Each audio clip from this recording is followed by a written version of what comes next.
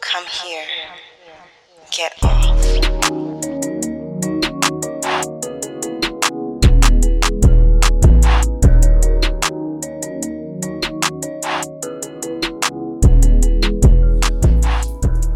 Today we're talking to Amber Crowder, pronouns she, her, hers, and Zarina. Amber is a returning citizen who wishes to destigmatize and humanize what it means to be formerly incarcerated.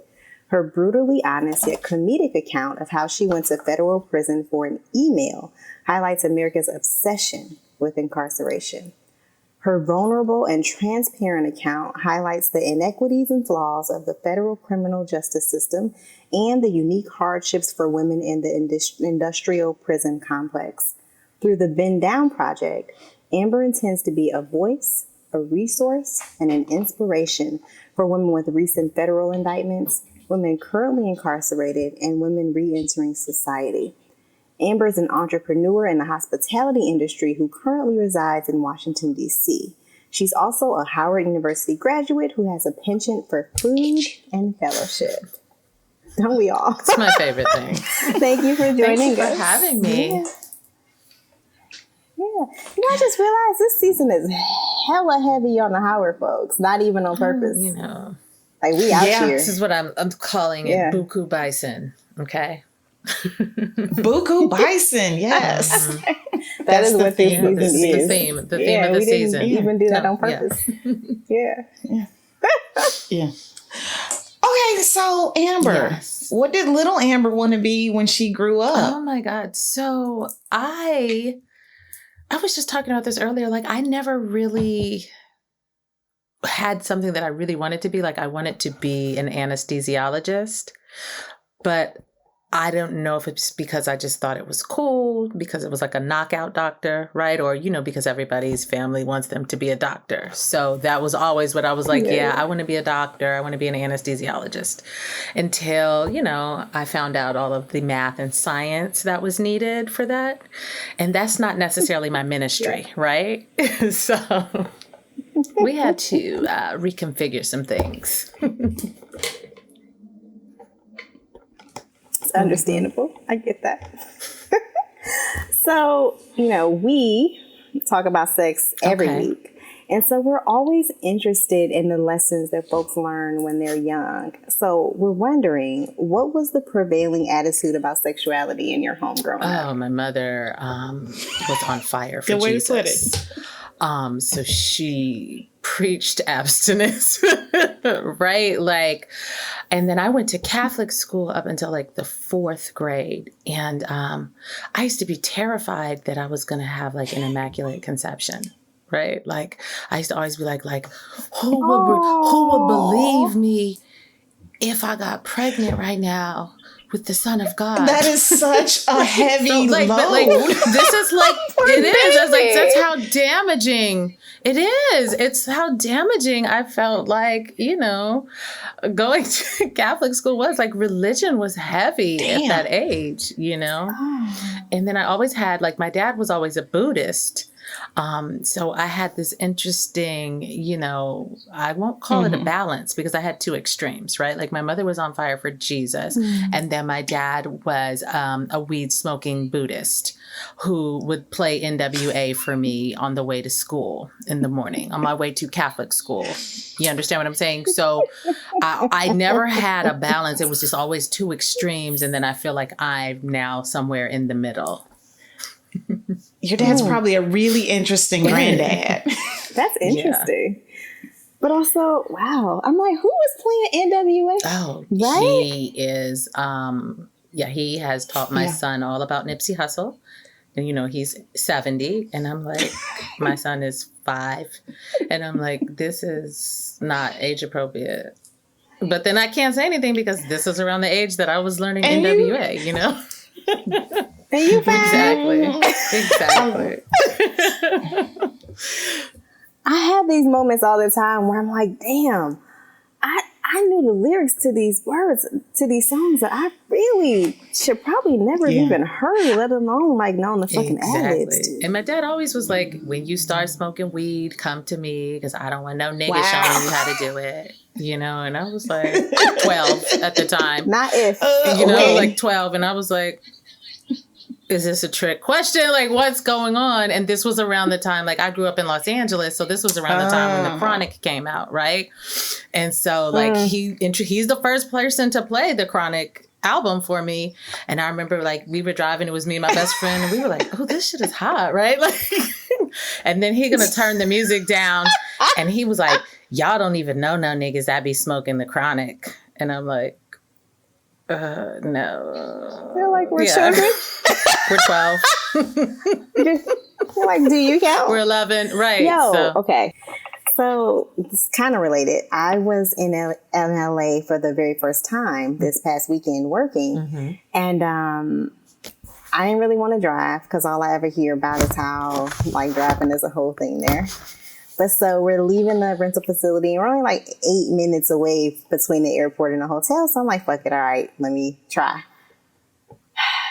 So my partner turns on the radio and the very first song we hear is It Ain't No Fun, which is one of my all-time favorite problematic ass songs. A classic. Gun to my head, that's the only song I'm gonna spit. Exactly. So it came on and so I'm like riding through LA listening to Ain't No Fun and it just felt... It hit a little different, didn't it? It did. Yeah, it did. It warmed my black ass heart. I was like, oh, I know I'm not from here, but this feels like a welcoming, like a home for me for a minute right now. I mean, first of all, let's give a moment of silence to Nate Dogg, okay? Because what would the dog pound be? Hip hop from like late 90s, the early... The whole West Coast movement, Yeah. Just there will be no hooks also. No hooks. He was the hook king. Something about singing about the stuff that he sang about. It's just amazing. You know? It's true. You know? Also, it's and she even licked my balls. Like, who sings about licking balls? You know? It's a lost art. It's a lost art, ladies. It is a lost art. Because now they just shout it, but if you can melodically tell me to touch your gooch. Right. I'm sorry. I just learned what a gooch is, and so now I use it just about every hour. All the time. All the time. Is a gooch the same thing as the taint? Okay, sorry. Go ahead. Yes. Oh, okay, that's what I thought. It is the perineum, the little space in between. The fact that we know multiple words for that area. Great. Yeah. And I've learned about gooch grease. That sounds disgusting. I want to know, like, is this natural or is it something that you can buy in the store? No, it's just ball sweat. Natural. Oh, okay. Unwashed gooch. Unwashed gooch grease. Okay. Disgusting, right? Okay. I guess my boy was telling me about. Sorry, go ahead. We're just getting all off topic. Okay, so let's get. No. Let's pull it together. We always get off topic. Tell us what your boy was telling you about. Boy butter. And it looks like we use that. You know the boy butter? Bitch, we use that all the time. I didn't know about it, and it looked like butter. Yeah, it looks like margarine, the little yellow container, and he was showing. I was like, okay, boy butter, okay. I was like, I like this. It looks like that's our go-to like glittery lube in this house. Okay, well, hey, let's see. Because you are glittery. I'm glittery. Yeah, boy butter is that shit. We actually, I think we talked about it multiple times on our very first, including on our very first episode. Our first episode, What in the Butt. We dropped a shout out to Boy Butter. You want to do it in my butt? Exactly. In my butt? Yeah, I know the song. I'm familiar with Turquoise Jeep records. Okay, go ahead. Sorry. Okay, so Amber, the reason we brought you on is because I mean, like, we kind of all ran in the same circles, kind of knew we all know and love the same people. Mm-hmm. And then I was watching someone's IG Live, and you were on it talking about the Bend Down Project. And I'm like, the fuck? This is amazing. So tell us about it. So the Bend Down Project is basically me, and it's my personal story of how I was incarcerated. Federal incarceration based off of an email because I worked for the government. So I just kind of talk about my journey, like how I just was completely caught off guard and just kind of everything that goes along with being federally indicted, because it is its own separate beast, completely different than if you were to get state charges, you know? No, I didn't know that. Yeah, like it's completely different. So even like sometimes, like I have a TikTok account, and people in TikTok love to go at it with me, and I'm here for it, right? So they're like, well, you can just get expunged, you know, da-da-da-da-da. And I'm like, well, when you have federal charges, I can only get executive clemency, which means that the president of the United States has to pardon me. And even if I get pardoned, I still always have the felony on my record. He just restores my civil rights, right? Like, so I will be able to run for office. I will be able to serve jury duty. I will be able to bear arms. You know, in DC, you can already vote as a felon, but in some states you can't. So that would be another civil rights that would be restored, you know, but it's very, very difficult. But you always have to check the box. Always have to check the box. I am a felon. Period. You will Google me and that will show up forever. So I toy with the whole idea of clemency from time to time, right? Yeah. You know, whether I want to get a pardon or not. Yeah. That's real. Mm-hmm. Can you share with us? I mean, I know that it is literally the Bend Down Project. There's a whole thing that you do where you go through your story. But could you share for our listeners just a kind of a condensed version of what happened? Yeah, so I don't super duper go too into it, because if I wanted to go forward with the pardon, I have to, I signed a plea, right? Because this is what you do generally with the federal government. They have a 99% rate of winning their cases, right? Because they have an endless amount of resources. And what they do is they take a bunch of charges and they throw them at you. And whatever sticks, they go with. So this is why you always would see, like, you know, like with the mafia and stuff being taken down for tax evasion, right? When they know that there were a bunch of other things that they really wanted to get them on, but they're just going to get them on whatever they can. And so this is kind of this scenario that happened with me. My charge is mail fraud. And it's mail fraud because of an email. And it's interesting because most people that have mail fraud, you know, they were doing like moving weight in the mail, or, you know, they opened other people's mail, stole checks, different things like that. So when I went to prison and everybody was like, oh, you were sending weed in the mail, like, you know, they want to know what you did. And I was just like, no. You're like, yeah.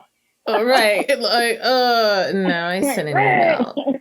So they're like, what? You know, so basically they felt that something I did via email was unethical, and that is what they got me on.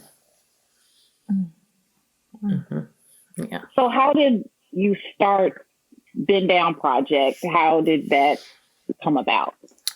So that came about because when I was incarcerated, I was shocked to learn about the different kinds of people that were in federal prison, right? I was, you know, because I only knew about prison based on what I'd seen in movies, what I had, you know, read about in certain books and different things. And so when I got to prison, I was incarcerated with judges, with attorneys, with, you know, people that, you know, that were accountants, just people from all walks of life, from, you know, people that, you know, took narcotics, people that sold narcotics. Like, it was just an array of people, and everybody got a really raw deal, right? Like when my side bunkie, she got like 30 years because of hearsay, right? Like, so with the federal government, they don't necessarily need proof. It's like if somebody said you did it and that person writes it down and that person is willing to testify against you, then you're going down, right? Because they do all of these things to curry favor, So I had people saying stuff against me that I didn't even barely know. And that wasn't necessarily true, you know what I mean? But whatever the feds had on them, they were able to kind of hang that over their head to be like, yeah, X, Y, and Z, or I affirm this statement, So there's a lot of that going on, and that's just not justice, you know what I mean? And so that is why I kind of decided to come out and tell my story, because before I went in, I didn't want to tell anybody that I was incarcerated. I lied my ass off to everyone. Like my close friends knew and my family, but that was like it. People were reading articles about me in the Washington Post, the city paper, different things like that. Like I was on the news. And so, if you saw that and people were texting me like, girl, did you see this? Of course I fucking see this. Like, like it's not me. Yeah. Cause it's my life. Right. Yeah. It's not me, but, so I felt like also I was carrying this big secret, like, and that's kind of a burden, So now like I just feel so free, right? Like I have no secrets. Like this is me, this is where I am, this is what I'm doing. And I was formerly incarcerated. Like it's, hi, my name is Amber and I was formerly incarcerated. You know what I mean? Like it's not like it's something I'm proud of, but it's also not anything that I'm ashamed of anymore. I was ashamed of it at first, So. Yeah. How do you think that, you were saying that what you really realize is that this is not justice? How does telling the truth and letting folks, kind of into the inner workings of the system and the ways that it impacts folks, like, why is it important to do that? Well, I feel like if I had known how the system worked, I would have handled everything totally different. Right? Like they investigated me for 7 years. Right. And if I would have known what I knew then at the beginning, I would have been able to settle it a long time ago. But I was in my head like, oh, well, I didn't do that. So justice will prevail. This is what I'm thinking all the time. Well, this is not what I did. I didn't do this. So I'll be fine. I didn't do that. I'll be fine, So, but no, I absolutely will not be fine. And even, my co-defendant's attorney was like, you guys probably won't do time in prison. And that was also a lie, So it's just, the more you know, and then also eventually just hoping to change the system, right? Like I feel like a judge is just able to just use their own moral standing and their own, decision-making skills to determine who does what, like, oh, he looked at me in my eyes and he said, you deserve to go to prison, even though there was no money lost, and he felt like, he was like, I don't think you knew you did anything wrong, but you deserve to go to prison. And I'm like, but what? So that also made me feel like this is also like money, it's a big money making industry, because they received about $44,000 a year for me,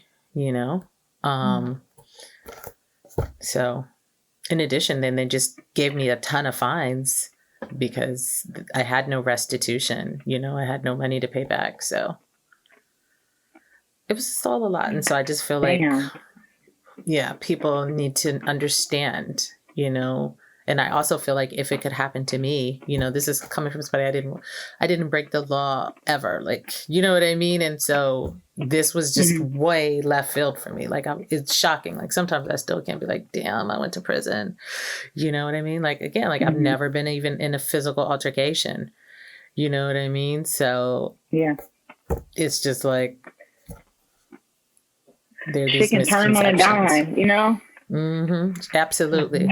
Exactly. Shit can So turn on a what's the most dime. challenging part about what you do?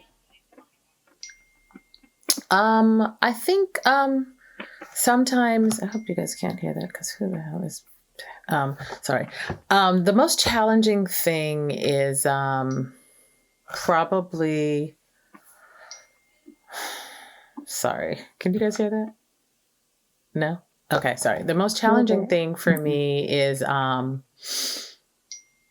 probably having to deal with people are like, you did the crime, you need to do the time, you know? And like, so one of the things I talked about, every Tuesday I do something called Ask Amber Anything, right? And so I am now coming into the belief that prisons should be abolished, right? But people have a really hard time dealing with the word abolish because they feel like you just want to get rid of a system and not put anything into place. Like you want to eradicate one thing, but then you don't have a solution for it. And that's not the case. You know, people assume when you say abolish prisons, oh, what, are you going to just let all the murderers go free? Like, of course not. You know what I mean? But That's Like because defund they the lack police. imagination. Exactly. Yeah. Like in the same thing, like with abolish the police, like we're not saying that there shouldn't be any type of law enforcement, but we're just saying that the way that it is now, it needs to be completely dismantled, you know? And so I think that's one of the things, you know, kind of just talking with people about that. And people just really just looking at you as a criminal, right? Because being formerly incarcerated is has a stigma attached to it, right? You don't really think about people that are incarcerated. You just be like, ooh, like I was guilty of it, right? Before I was incarcerated, I never really paid too much attention to people that were in prison, you know? So I feel like also speaking on it, my experience humanizes it, right? So you just don't associate prison with like these hardened criminals, like, oh, these thugs only, you know what I mean? So you can understand like people that are incarcerated are humans and people make mistakes, you know? So It's interesting. I think that really underlines something, which is that very often people do not think of folks who have been incarcerated or are currently incarcerated as people. they don't. Right? Like, it doesn't really matter what the crime was or what your background was, where you came from. Folks tend to other people who have been in situations that are not theirs. Yes. And automatically it's much easier to say that to turn an eye away or to not give a fuck about the conditions or to see that people are getting, you know, sentences that are quite frankly inhumane, are being kept in conditions that are inhumane if you don't think of them as being human. Absolutely. Yeah. And so, you know, and also you just may not even think about people that are incarcerated unless you have someone closely related to you or in your life that is, you know what I mean? Then you start to kind of focus on that. So I do feel like one of the positives is that I feel like a lot of criminal justice reform or people are speaking on it now. I'm feeling like it's becoming more and more popular, you know? And I don't know if that's just because this is kind of the field that I'm getting into, you know? So I'm being kind of saturated with it. What do you guys do? You think that you see more of it now? I think there's a definite shift, and this crosses over into my work. You know, I think that the word before was reform, right? Folks were talking about trying to figure out how we can make the system incrementally better. And over the last year, folks have really gotten into the idea of, you know, prison industrial complex abolition and really replacing the system and freedom dreaming and figuring out how do we tear this shit down and replace it with something that actually works and not just works the way that it was designed to work, right? Which is to basically keep Black and brown people down. Absolutely. But that actually creates justice and brings people to a better place, and that is not even just restorative but transformative and changes the systems and the things that put people into an incarcerated state to begin with. I think that there's a definite shift, and you see it in social media. They mention it. Nobody ever was talking about pick abolition on the news before this last year. You know, I think that a lot of people still don't give a fuck. Right. We still have people who are upset about the idea of letting people out of prisons when COVID is running rampant through, you know, from cell to cell, which is infuriating to me. But I think that there are a lot more people who are open to the idea of abolition than just a year ago. I agree. And I also think that a lot of people have a hard time accepting and understanding that, you know, our criminal justice system does not work, right? There are a ton of people that are incarcerated right now for crimes that they did not commit, you know, and that is proven all of the time. You know what I mean? So it makes it really difficult when, you know, you have these people, you know, what are we going to do? We can't just let them all out. And, you know, I'm like, well, look at the amount of people we could. Exactly. And then also look at the amount of people that were, you know, even like unjustly convicted.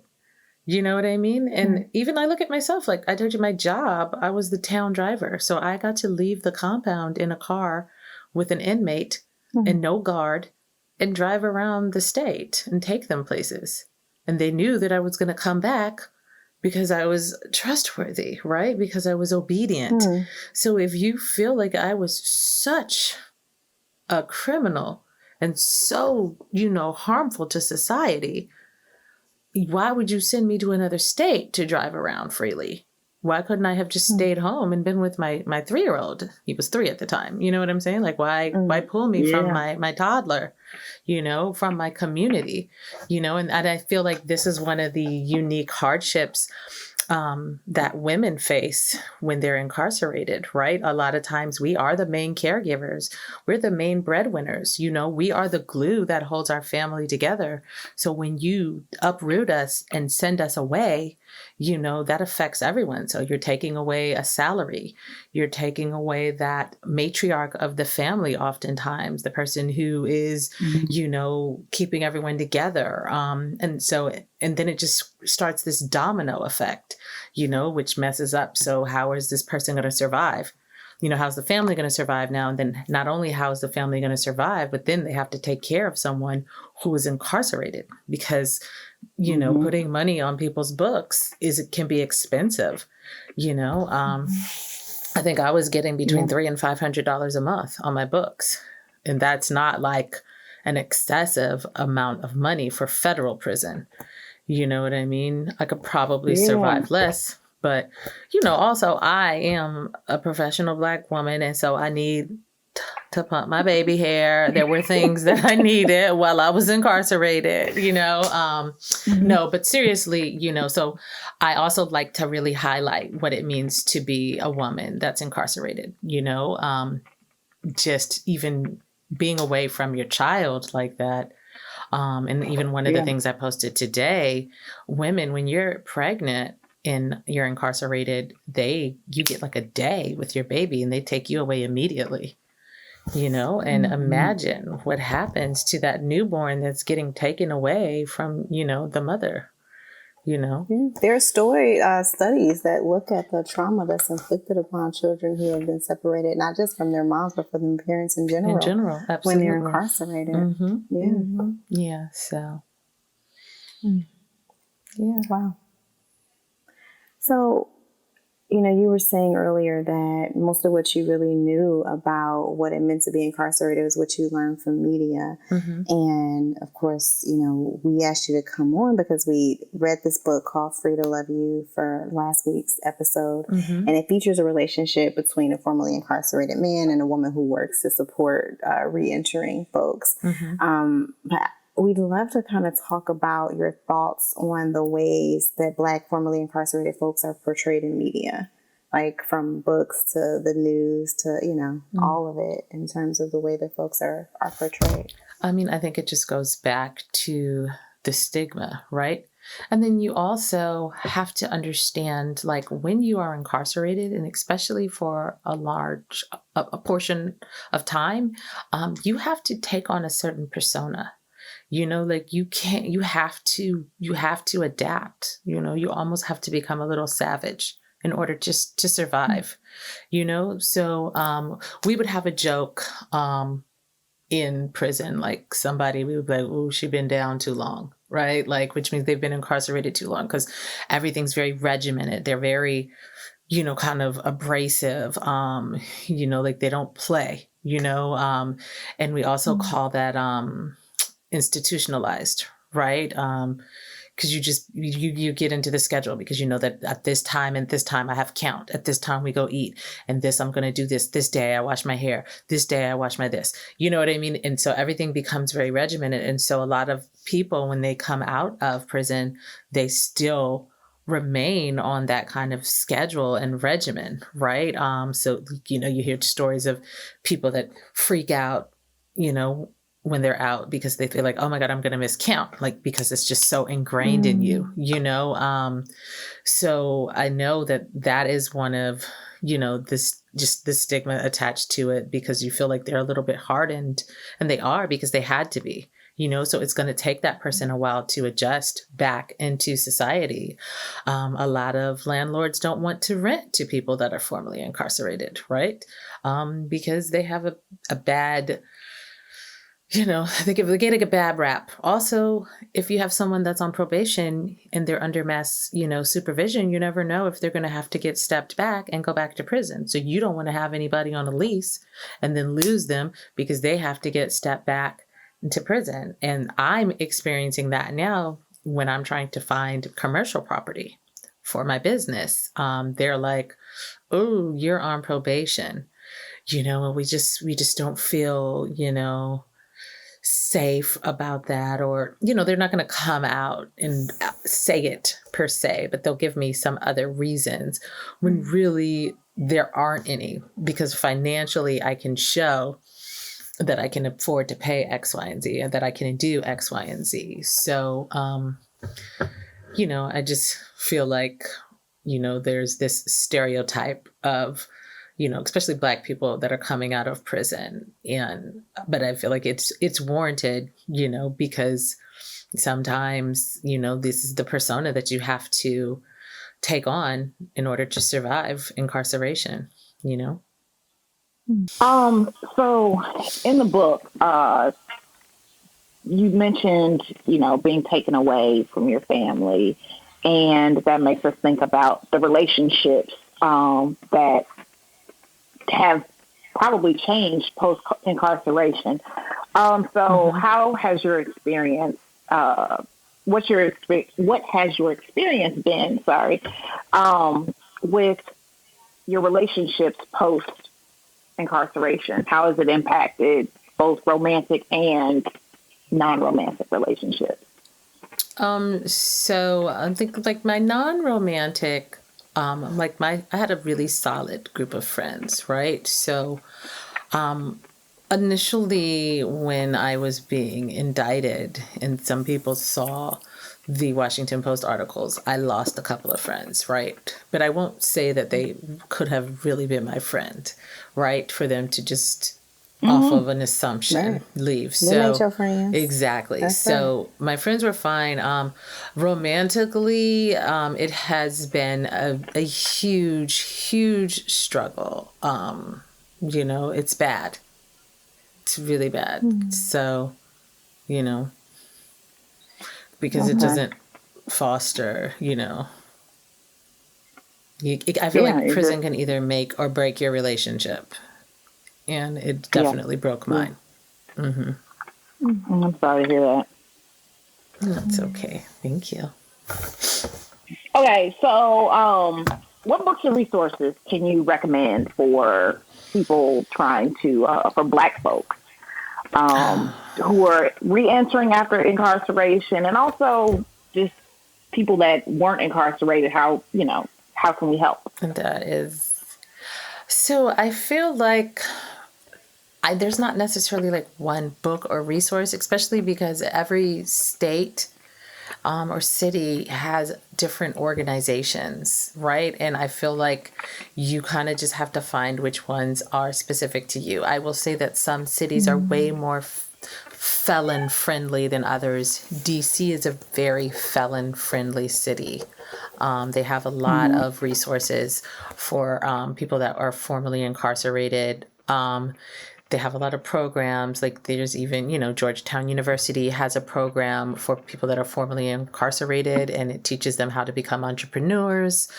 So there's just, I feel like DC has a lot of resources. dope. It is super dope. Yeah. So I think like DC, that is really all I can DC's say. mayor has an office, right? Like Yeah, it's an office there's a whole office, and a man runs it, and he was formerly incarcerated. Like, no, DC is heavy on the resources, and I feel like a lot of people in DC have, charges or were convicted of something and you don't even know, so that's a good thing. But then, I also have spoken to people that are like, I haven't been able to get housing in my town. I haven't been able to do X, Y, and Z, and I haven't been able to get a job, and honestly, the best way to even, maneuver around that is to be your own boss. But also everybody can't do that. Even when you are on probation, they don't allow you to start your own business. Like that won't count as a job. You have to find employment that is with. They don't want you to even really, work for a family member. Wow. Wow. I want to maybe add, since we were talking a little bit about prison abolition, a book that might be interesting for folks who want to learn a little bit more about that is Miriam Kaba's We Do This Till We Free Us. Really gives a breakdown of what folks mean when we say abolish the police. And then another one is for folks who are trying to figure out what should you do instead of calling the police, which I think is a thing that comes up when we talk about how do we replace these systems. Often. There is a website called Don't Call the Police. I think it's .org, but let me see. And it gives resources based on where you live. Okay, who you should call instead of calling the police. It's don'tcallthepolice.com. And yeah, it's got resources on who you should call. So if you need to, get somebody to help with a mental health crisis, who should you call? If someone is having a housing issue and you are trying to get them housed quickly, who should you call? If someone is experiencing domestic or sexual assault. And so there are resources, right, that exist outside of the police. And so it's a great resource for folks who want to figure out what you should do to keep from calling them in, because as we know, very often when we call the police in, we end up being the ones who get arrested or worse. Absolutely. And it's funny because I learned this from my mother. When you're somewhere and you're like, you feel like you're about to become a victim of a crime, my mother was like, you never yell out help. She was like, because nobody wants to help. She was like, you always yell out fire, because somebody's going to be looking around like, oh, is my shit on fire? Like, where's the fire? Because folks are motivated by self-interest. Yeah, absolutely. So it's funny because like I told my son that, like, I'm like, if anybody ever tries to take you, I want you to yell out fire. You know what I mean? Like anything, just yell out fire. It's an alarm, and so, but that just kind of, brings me to like, we don't want the police necessarily called all of the time, That's right. And that actually kind of leads to the next question, which is, what do you wish that all Black people knew about the criminal justice system? Oh, I mean, obviously that it is not for us. It was not designed for us. And if anything, it was mostly designed for us to fail, right? People, especially, that don't have a lot of resources, just everything, just from setting bail to, everything. The way the entire system is set up, it is designed for us to fail. When you come out of prison to mass supervision, they want you, to me, to go back to prison. So they make all of these ridiculous rules. Like, I cannot leave DC. I have a 50-mile radius that I have to stay within the city. Nigga, you can't even live here without going outside of DC. I mean, like, what part of Baltimore do you live in? Because I don't think I could come. Like, you know, it's like ridiculous. Like my friends, they want to like, well, can you go to the, like, they're asking, well, can you do this? Can you do that? And I'm like, no, I can't do it. You know, well, can you ask your probation? I'm like, what? Hey, I just want to go to this resort with my homegirls. Like, you know what I mean? Like, he's not going to give me permission to do that. So it becomes interesting. Like, I don't have my passport. It is locked up with the court system, and I cannot get it until I am off of probation. So that's also very frustrating, right?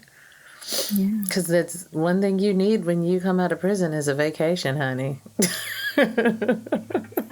Right? So what myths do you want to dispel about the criminal justice system? I think like my message is always to just destigmatize what it means to be incarcerated and to humanize the experience, right? And I feel like me personally, it's easier for me to humanize it because I don't have a violent crime. What I did is potentially palatable. You know, some people can be like, oh, okay, well, I can see how that can happen, you know, and so it is not as judgmental, you know, but then like I always tell people too, like, because people will be like, well, you must have done something, you know, and my thing is this, like, even if I did what the government said I did that warrant incarceration, right? And so that is always my question, like, what warrants incarceration, right? And then also like, because people tell me all the time, like, oh, you know, I never would have thought you were incarcerated. And then also like, so what does someone who is incarcerated look like? You know what I mean? And so that is another, you know, way. And to me, these are just all aspects of humanizing it, you know? And so if we could just take away and not be so quick to judge, you know, a situation, to kind of listen and, you know, human, like just think of this person as a human, you know? Yeah. And like consider what are our goals of incarceration, right? All right, what are you trying to accomplish by sending somebody to jail for 30 years? Yeah, for 30 years for drugs. For like you know, the people that are still incarcerated right now for marijuana. And it is white people are out here thriving. $billion companies. Okay, $1 billion companies. You know, getting articles written about them in Forbes, and it is Black people mostly incarcerated still for marijuana, and it is absolutely insane. You know, so again, not designed for us. So exactly. So what can our listeners do to better support our family that's in the system? I think, you know, one is don't judge them, you know, and I know it's hard, but you also have to understand when people commit certain things to, like, you know, it's because they've experienced a lot of trauma in their lives, you know? So I think if we try to empathize more with people, right? Like, why did this person do this? You know, what drove this person to do this? Especially if it was like a violent criminal act or something. You know what I mean? And just kind of listen to them, write them. Letters while you're incarcerated is maybe one of the best things to receive. Like at mail call, when you hear your name called, like you feel like a superstar, right? Like, oh, excuse me, let me go get my mail. The guard just called my name for mail. Like, you know what I mean? And it's so simple, but also, you know, because it's hard because people don't handwrite letters anymore, you know? And that's why shout out to businesses like Flick Shop, who make it easy for you to send mail from your mobile phone. And you can write a message and send a picture that you've taken right on your phone and send it straight to the prison from your phone. Oh, that's awesome. It is. It's super awesome. I think it's a really dope service. And someone formerly incarcerated also started that business as well. So we'll drop a link to that in the show notes. Yeah, FLIK shop. Mm-hmm. What are you reading right now? I am reading The Mother of Black Hollywood, the Jennifer Lewis story. Yes. Yeah. I did that one on it. audiobook. It was so, because I wanted to hear her read it because Yes, because she's the best, right? I had actually gotten this book before I was incarcerated, and then I didn't read it, and then you can't bring stuff into prison with you. So I'm just getting around to reading it now, and I think it's so far where I am. It's excellent, but just her being so open about her struggles and issues with mental illness, right? Which I think is another thing that we struggle with in our community. That's why I am also a big advocate of therapy. When I first found out I was going to prison, I started therapy. I am in therapy now because prison is trauma, and you have to deal with your trauma. You know, we all want to be healthy and whole. Deal with you, honey. So, you know.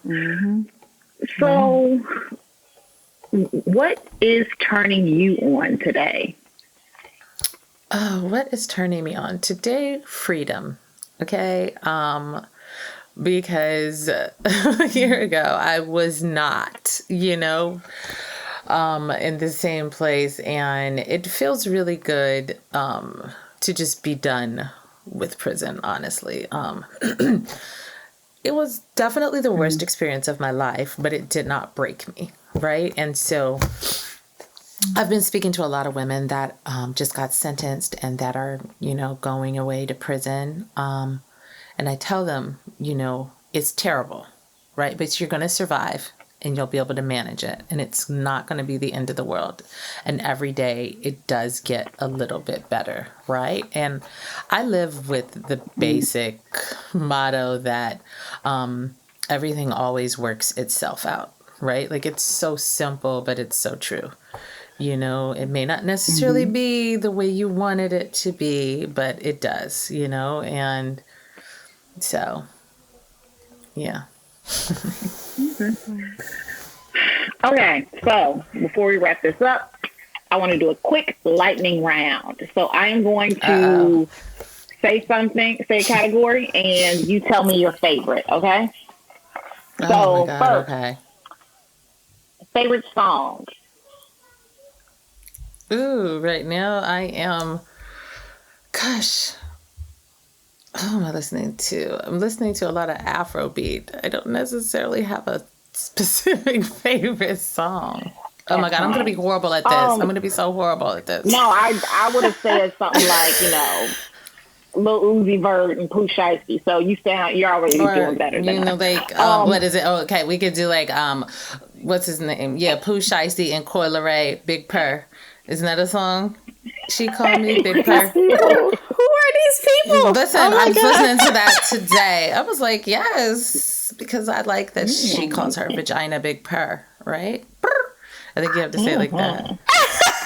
Big Purr. I don't know who these people are. I mean, I shouldn't know who these people are at this age. I know. It's Super shouldn't know.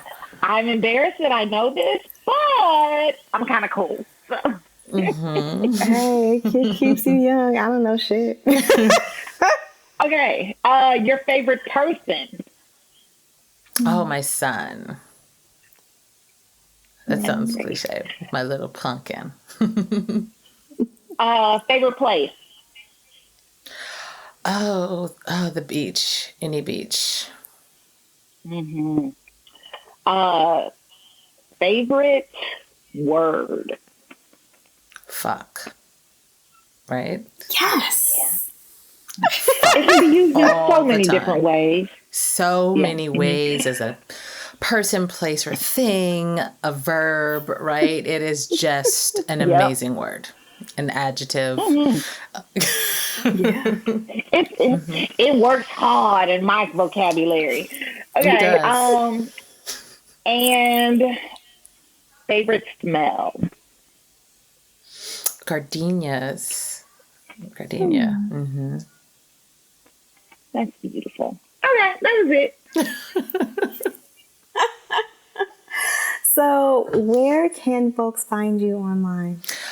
So I can be found, I have a website. It's www.thwart, www.thebenddownproject.com. I am on Instagram at The Bend Down Project. I am on TikTok at The Bend Down Project, and I am on Twitter at Bend Down Project. But I tweet, I probably have 5 tweets total. So which platform is your favorite? It's probably, I'm vying between Instagram and TikTok, right? Like TikTok, I get to be a little bit more ratchet. Yeah. TikTok is great. And I feel like I've learned so much with TikTok, so. Oh, 100%. Yeah.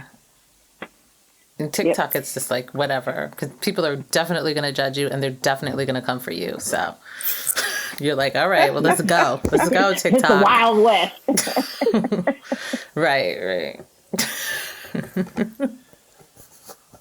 Well, thank you so much for coming on the show, Amber. It was lovely. Thank you. I hope I didn't bore you ladies with my big conversation. And no, I'm just kidding. Not at all. Not at all.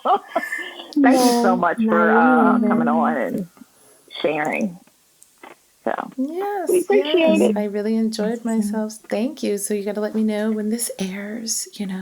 So we will. Okay. And so that's it for this week's episode of Eternal. And thank all of y'all for listening. And we'll see y'all next week. Take care. Bye. This episode was produced by us, Kenrya and Erica, and edited by Ballistic. The theme music is from Brazy. Hit subscribe right now in your favorite podcast app and at youtube.com/theturnonpodcast so you'll never miss an episode. Then follow us on Twitter at The Turn On Pod and Instagram at The Turn On Podcast. And you can find links to books, transcripts, guest info, what's turning us on, and other fun stuff at theturnonpodcast.com.